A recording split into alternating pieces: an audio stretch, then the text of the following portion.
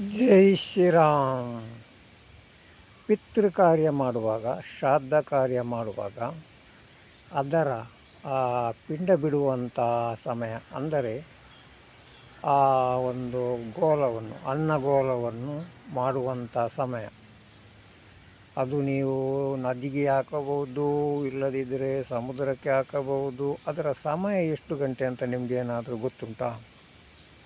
ಗೊತ್ತಿಲ್ಲ. ಬಿಡಿಸಿ ಹೇಳ್ತೀನಿ ನಿಮಗೆ ನಾನು.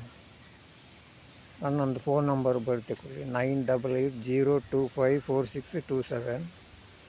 ಹಾಗೆಯೇ ನಮ್ಮ ವಿಳಾಸ ಚಂದ್ರಕಾಂತ ಯೋಗ ಗುರುಜಿ, ಜಪ್ಪು ಕುಡುಪಾಡಿ ತೋಟ, ಮೂಕಾಂಬಿಕಾ ರಾಶಿ ಪ್ರಶ್ನೆ. ಇದುವರೆಗೆ ನಾವು ಮಾಡಿದ್ದುಂಟಲ್ವಾ ಶ್ರಾದ್ದ ಕಾರ್ಯ, ಹಿರಿಯರಿಗೆ ಮಾಡುವಂಥ ಕೆಲಸ ಏನುಂಟು, ಅದು ಅವರ ಸತ್ತ ದಿವಸ ಒಂದು ತಿಥಿ ಬರ್ತದೆ. ಆ ತಿಥಿಯನ್ನು ನೋಡಿ ನಾವು ಶ್ರಾದ್ದ ಕಾರ್ಯಗಳನ್ನು ಮಾಡಬೇಕು.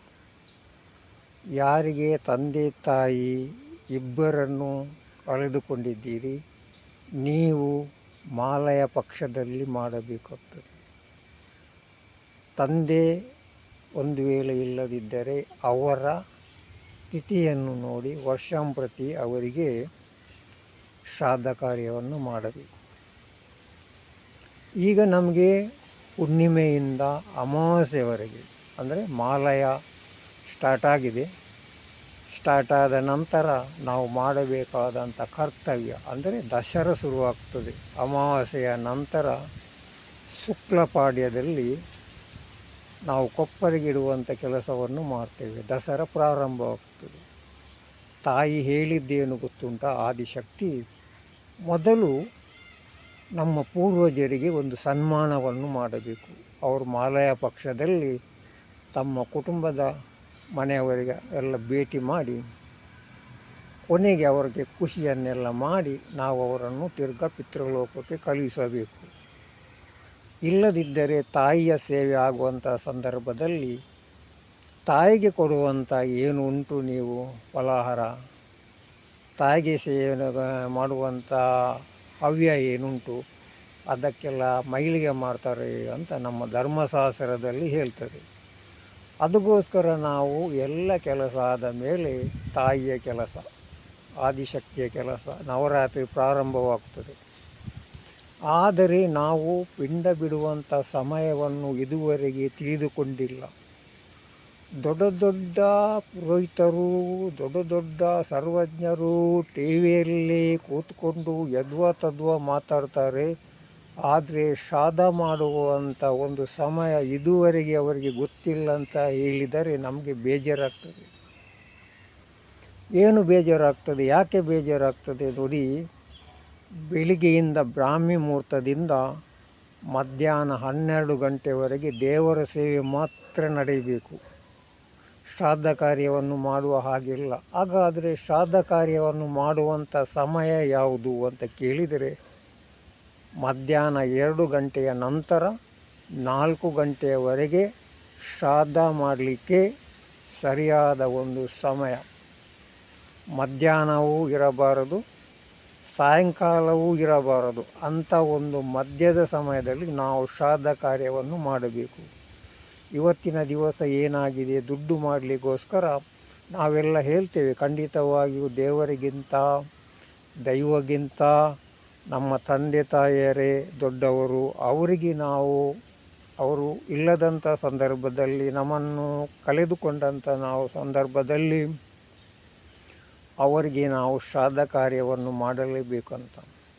ಮೊದಲಿಗೆ ಅವರಿಗೆ ಜೀವ ಇರುವವರೆಗೆ ಅವರನ್ನು ಒಳ್ಳೆಯ ಶ್ರದ್ಧೆ ಭಕ್ತಿಯಿಂದ ನೋಡಬೇಕು ನಾವು.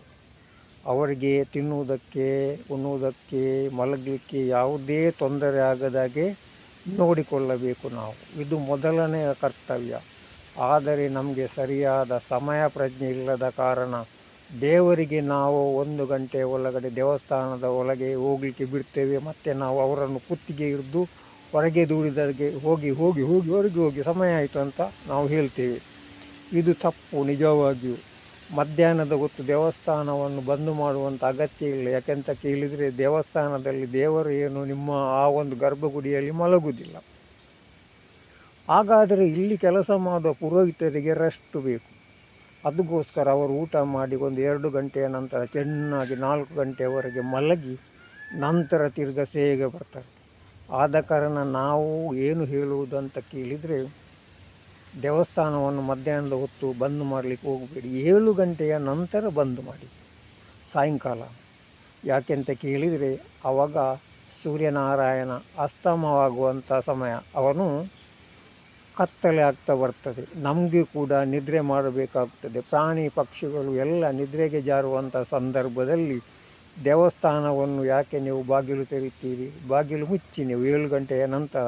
ಮಧ್ಯಾಹ್ನದ ಹೊತ್ತಿಗೆ ಓಪನ್ ಆಗಿಡಿ, ಅದು ಇಡೀ ದಿವಸ ಬೇಕಾದರೆ ಇಲ್ಲಿ. 7 ಗಂಟೆಯ ನಂತರ ದೇವಸ್ಥಾನದಲ್ಲಿ ಯಾವ ಪೂಜೆಯನ್ನು ಮಾಡಲಿಕ್ಕೆ ಹೋಗಬೇಡಿ. ಅದು ತಿರುಪತಿಯಲ್ಲಿ ಇರ್ಬೋದು, ಎಲ್ಲೂ ಇರ್ಬೋದು, 7 ಗಂಟೆಯ ನಂತರ ಬೇಡ. ಹಾಗಾದರೆ ತಿರುಪತಿಯಲ್ಲಿ ಬಂದ್ ಮಾಡಲಿಕ್ಕೆ ಆಗ್ತದೆ? ಆಗೋದಿಲ್ಲದಿದ್ದರೆ ಮುಂದುವರಿಸಿ, ನನಗೆ ಏನು ಅಡ್ಡಿ ಇಲ್ಲ. ಆದರೆ ನಾವು ಹೇಳುವುದು ಇಷ್ಟೇ, ಜನರಿಗೆ ವಿಶ್ರಾಂತಿ ಬೇಕು, 7 ಗಂಟೆಯ ನಂತರ ಪೂಜೆ ಮಾಡಬೇಕು. ಯಾಕೆಂತ ಕೇಳಿದರೆ ಶಿಸ್ತಿರುವವರನ್ನು ಪೂಜೆಗೆ ನಿಲ್ಲಿಸಿ. ಈಗ ನಮ್ಮ ಮನೆಗೆ ಕೂಡ ಒಬ್ಬ ಶಿಸ್ತುಬದ್ಧ ಬ್ರಾಹ್ಮಣರು ಬರ್ತಾರೆ, ಅವರು 5 ಗಂಟೆಗೆ ಬಂದು 7 ಗಂಟೆಯವರೆಗೆ ಗಾನಹೋಮ ಮಾಡಿ ಹೋಗ್ತಾರೆ.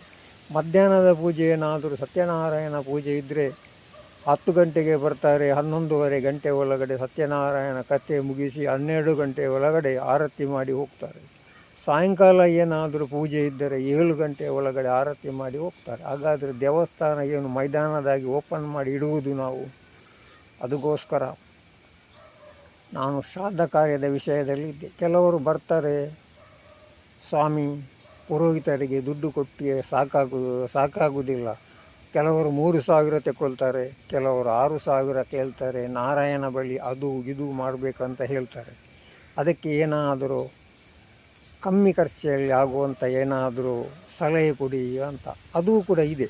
ಏನು ಅಂತ ಕೇಳಿದರೆ, ನಿಮಗೆ ನೋಡಿ, ಒಂದು 3 ಥರದ ಪಿಂಡವನ್ನು ಬಿಡಬಹುದು. ಒಂದನೇದು 3 ಪಿಂಡ ಮಾಡಿ ಬೆಳಗಿನ ಹೊತ್ತು ನೀವು ಅರೆ ಹೊಟ್ಟೆಯಲ್ಲಿರಬೇಕು, ಪೂರ್ತಿ ಉಸಿರಾಟದಲ್ಲಿ ಏರುಪೇರಾಗುವಾಗ ತಿನ್ನಬಾರ್ದು, ಲೈಟ್ ಆಹಾರ ತಿನ್ನಬೇಕು. ಮಧ್ಯಾಹ್ನವರೆಗೆ ನೀವು 3 ಪಿಂಡವನ್ನು ತಯಾರಿಸಿ ಮಧ್ಯಾಹ್ನ 2 ಗಂಟೆಯ ನಂತರ ತುಳಸಿ ಕಟ್ಟೆಯ ಹತ್ತಿರ ನೀವು ಕೂತ್ಕೊಂಡು ಆ ಒಂದು ಬಿಳಿ ಹಕ್ಕಿಯಿಂದ ಮಾಡಿದ್ದು, ಬೆಳ್ತಿಗೆ ಹಕ್ಕಿಯಿಂದ ಮಾಡಿದಂಥ ಪಿಂಡವನ್ನು 3 ಮಾಡಿ ಅದಕ್ಕೆ ಎಳ್ಳನ್ನು ಮಿಶ್ರಣ ಮಾಡಿ ಶ್ರದ್ಧಾಭಕ್ತಿಯಿಂದ 2 ಮಂತ್ರವನ್ನು ಕೊಟ್ಟಿದ್ದಾರೆ ನಮಗೆ ವಿಶೇಷವಾಗಿ.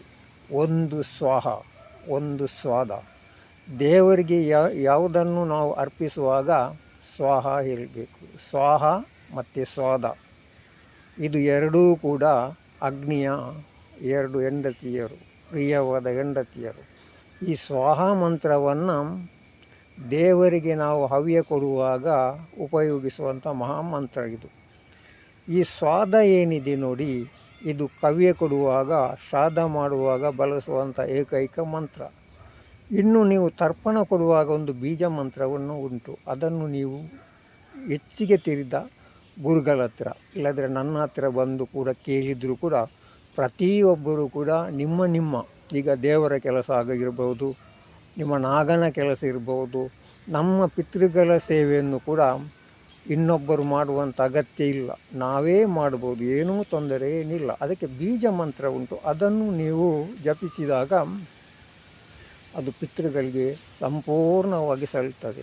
ಶ್ರದ್ಧಾ ಭಕ್ತಿ ತಲೆ ಸಗ್ಗಿಸಿ ನಾವು ಮಾಡುವಂಥ ಯಾವುದೇ ಸೇವೆಯನ್ನು ಪಿತೃಗಳು ಒಂದು ನಮ್ಮ ಹಿರಿಯರು ಅದನ್ನು ಸ್ವೀಕಾರ ಮಾಡ್ತಾರೆ. ತಿಳಿಯದೆಯೋ ತಿಳಿದೋ ನಾವು ಮಾಡುವಂಥ ಸೇವೆಯನ್ನು ಅವರು ಸಂಪೂರ್ಣವಾಗಿ ಸ್ವೀಕಾರ ಮಾಡ್ತಾರೆ. ಅದಕ್ಕೋಸ್ಕರ ನೀವು ಆ ಬೀಜ ಮಂತ್ರವನ್ನು ಗುರುಗಳ ಹತ್ತಿರ ಹೋಗಿ, ಜ್ಞಾನಿಗಳ ಹತ್ತಿರ ಹೋಗಿ ತಿಳಿದುಕೊಳ್ಳಬೇಕಾಗುತ್ತದೆ. ಇಂಥವರೇ ಬೇಕಂತ ಏನಿಲ್ಲ. ಅದಕ್ಕೆ ನಮ್ಮ ಪಿತೃಗಳಿಗೆ, ನಮ್ಮ ನಾಗನಿಗೆ, ನಮ್ಮ ದೇವರುಗಳಿಗೆ ನಾವೇನೇ ಸೇವೆ ಮಾಡುವುದು, ಏನೂ ತಪ್ಪಿಲ್ಲ ಅದರಲ್ಲಿ. ಹಾಗೆಯೇ ಕೆಲವರಿಗೆ ಏನಾಗ್ತದೆ, ಮನೆಯಲ್ಲಿ ಮಾಡಲಿಕ್ಕೆ ಕಷ್ಟ ಆಗ್ತದೆ. ಏನು ಮಾಡೋದು? ಆವಾಗ ಸಮುದ್ರದ ಬದಿಯಲ್ಲಿ ಮಾಡಿ, ನದಿಯ ಬದಿಯಲ್ಲಿ ಮಾಡಿ, ಕೆರೆಗೆ ಹಾಕಬೇಡಿ ಪಿಂಡವನ್ನು. ಮತ್ತು ನೀವು ಮಾಡಿದಂಥ ಪಿಂಡವನ್ನು ಒಂದನೇದು ನಿಮ್ಮ ಪರಿಸರದಲ್ಲಿ ನದಿ ಸಿಗದಿದ್ದರೆ, ಸಮುದ್ರ ಸಿಗದಿದ್ದರೆ ಅದನ್ನು ದನಗಳಿಗೆ ಹಾಕಬಹುದು, ತೊಂದರೆ ಏನಿಲ್ಲ. ಇನ್ನು ನದಿ ಸಿಕ್ಕದಿದ್ದರೆ ಕಾಗೆಗಳಿಗೆ ಹಾಕ್ಬೋದು, ಏನೂ ತೊಂದರೆ ಇಲ್ಲ. ಇನ್ನು ಕಾಗೆಗಳು ಸಿಗುವುದಿಲ್ಲ, ನಿಮ್ಮ ಪರಿಸರದಲ್ಲಿ ದನ ಇದೆ, ಅದಕ್ಕೆ ಕೊಡಬಹುದು. ಭಕ್ತಿಯಿಂದ ಕೊಟ್ಟರೆ ಆ ಪಿಂಡವನ್ನು ನಿಮ್ಮ ಪಿತೃರು ಖಂಡಿತವಾಗಿಯೂ ಸ್ವೀಕರಿಸುತ್ತಾರೆ. ಅದಕ್ಕೋಸ್ಕರ ಹೆಚ್ಚಿನ ಮಾಹಿತಿ ಬೇಕಾದರೆ ನೀವು ನೇರವಾಗಿ ಬರ್ಬೋದು, ನೀವು ಆನ್ಲೈನ್ ಕೂಡ ಭೇಟಿ ಮಾಡಬಹುದು. ಭೇಟಿ ಮಾಡಿ ನನ್ನ ಹತ್ರ ಮಾರ್ಗದರ್ಶನ ತೆಗೆದುಕೊಳ್ಳಬಹುದು. ಮತ್ತು ಶ್ರಾದ್ದ ಕಾರ್ಯ ಮಾಡುವಾಗ ಊದುಕಡ್ಡಿ ದೇವರಿಗೆ ತೋರಿಸಬಾರದು. ಮತ್ತು ಶ್ರಾದ್ದ ಕಾರ್ಯ ಮಾಡುವಾಗ ಆ ಸತ್ತವರಿಗೆ ನಾವು ಏನು ಮಾಡ್ತಿದ್ದೇವೆ, ಪಿಂಡ ಪ್ರದಾನ ಮಾಡುವಾಗ ಅವರಿಗೆ ಹೂವು ಹಾಕಬಾರದು, ಗರಿಕೆ ಹಾಕಬಾರದು. ನೀವು ಇದನ್ನೆಲ್ಲ ಮಾಡುವುದು ದೇವರಿಗೆ ಮಾತ್ರ. ಸತ್ತವರಿಗೆ ಆ ಥರ ಎಲ್ಲ ಮಾಡಲಿಕ್ಕೆ ಹೋದರೆ ದೋಷ ಬರ್ತದೆ, ಶಾಪ ತಟ್ಟುತ್ತದೆ. ತಿಳಿದವರ ಹತ್ರ ಕೇಳಿ ತಿಳ್ಕೊಳ್ಳಿ. ಮತ್ತು ಇನ್ನು ಮುಂದೆ ಆದರೂ ಶ್ರಾದ್ದ ಮಾಡುವಂಥ ಸಮಯ ಮಧ್ಯಾಹ್ನ 2 ಗಂಟೆಯ ನಂತರ 4 ಗಂಟೆಯ ಒಳಗಡೆ ಮಾಡಬೇಕು. ಇನ್ನೂ ಹೆಚ್ಚಿಗೆ ಮಾಹಿತಿ ಬೇಕಾದರೆ ಕರೆ ಮಾಡಿ ತಿಳಿದುಕೊಳ್ಳಿ. ಜೈ ಶ್ರೀರಾಮ್.